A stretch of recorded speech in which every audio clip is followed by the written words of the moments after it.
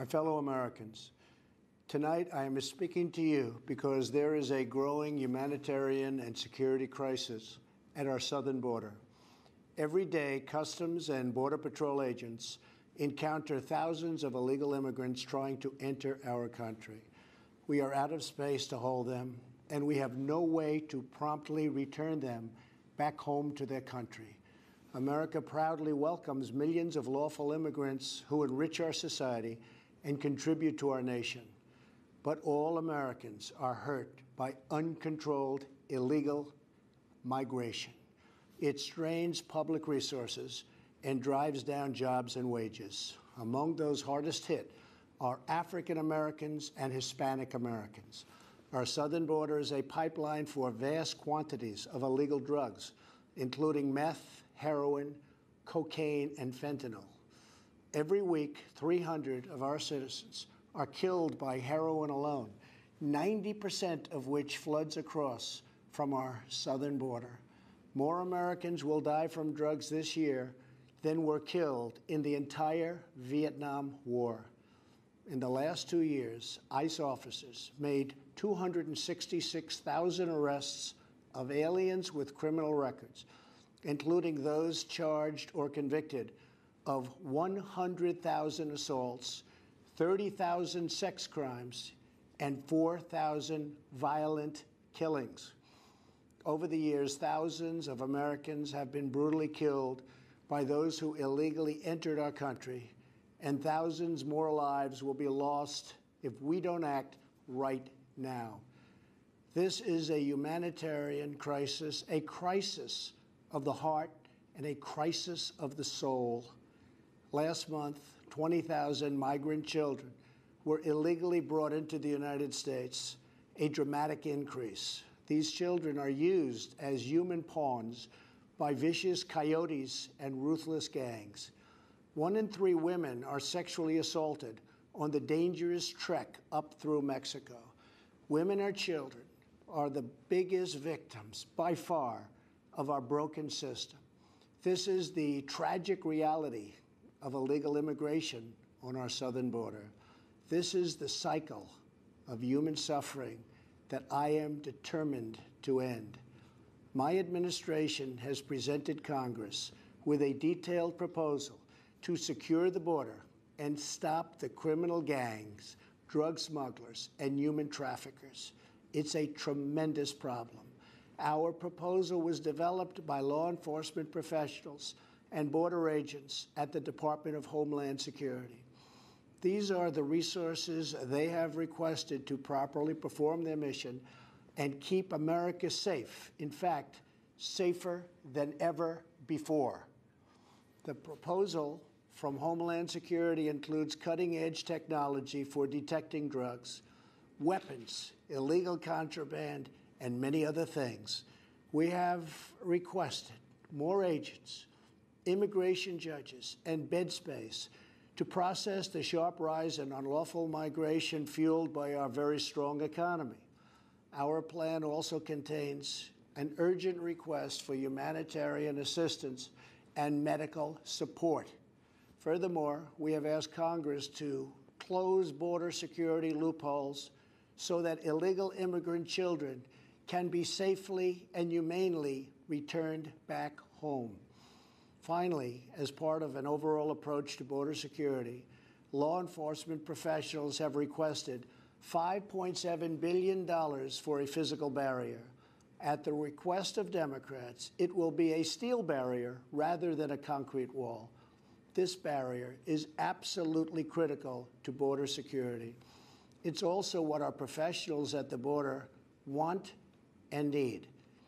This is just common sense. The border wall would very quickly pay for itself. The cost of illegal drugs exceeds $500 billion a year, vastly more than the $5.7 billion we have requested from Congress. The wall will also be paid for indirectly by the great new trade deal we have made with Mexico. Senator Chuck Schumer, who you will be hearing from later tonight, has repeatedly supported a physical barrier in the past, along with many other Democrats. They changed their mind only after I was elected president. Democrats in Congress have refused to acknowledge the crisis, and they have refused to provide our brave border agents with the tools they desperately need to protect our families and our nation. The federal government remains shut down for one reason, and one reason only, because Democrats will not fund border security.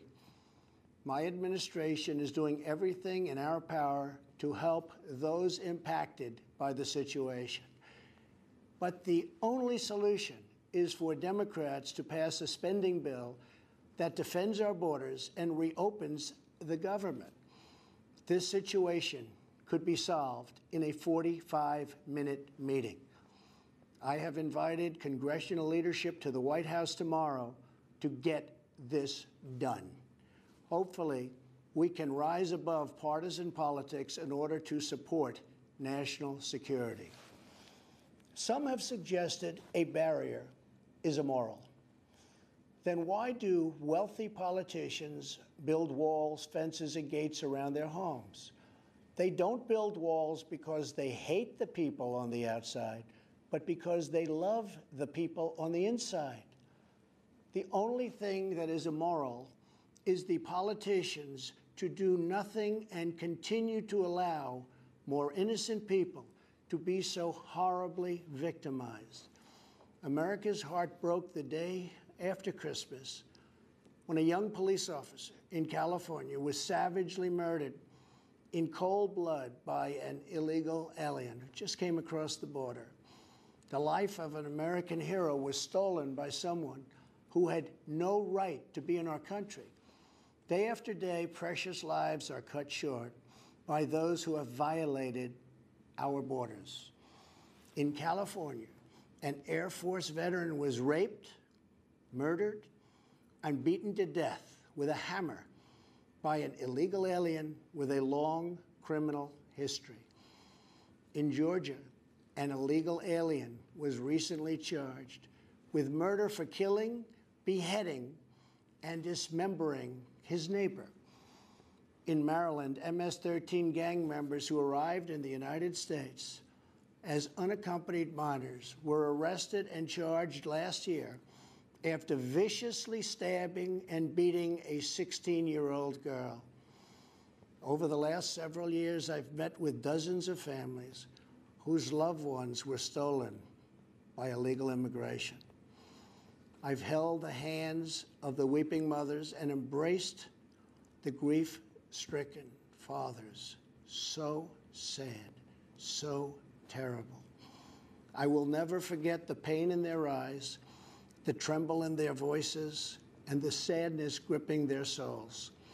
How much more American blood must we shed before Congress does its job?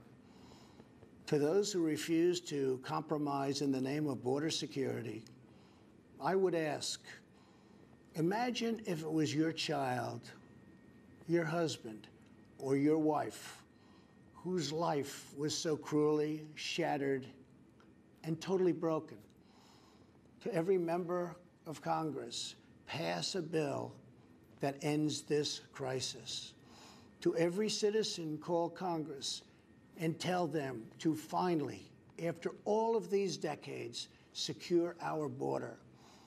This is a choice between right and wrong, justice and injustice. This is about whether we fulfill our sacred duty to the American citizens we serve. When I took the oath of office, I swore to protect our country, and that is what I will always do. So help me God. Thank you and good night.